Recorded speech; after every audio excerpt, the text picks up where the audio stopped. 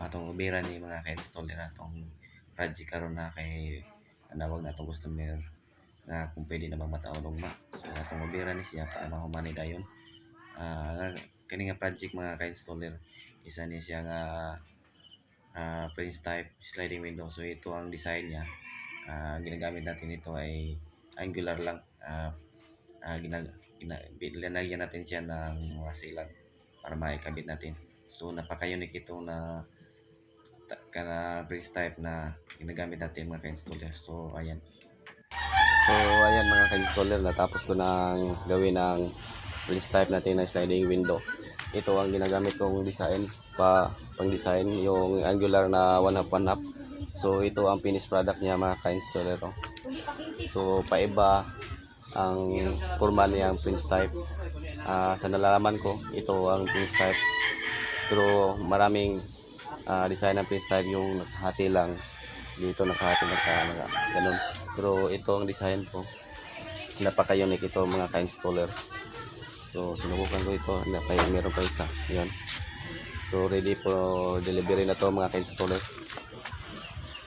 So sa mga viewers natin dyan na lalo na sa mga customers natin, so kung nagustuhan nyo to mga ka-viewers, kapag nagpaplano pa kayong magpa-install sa window glass nyo, pwede rin itong ganito na design kung gusto nyo.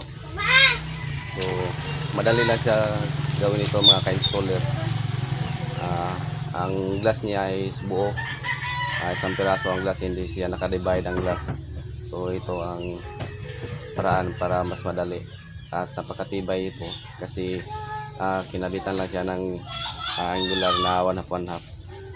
So kapag magpagawa ka ng Prince type na window mo, yung gusto mo yung naka-divide yung mga glass, medyo maganda rin naman siya, pero di ako satisfied doon kasi nakaputol-putol yung mga glass niya. So ito yon ang i-recommend ko sa inyo. Napakatibay siya kasi buo ang glass niya. Nilagyan lang siya ng design para mas maganda siyang tingnan.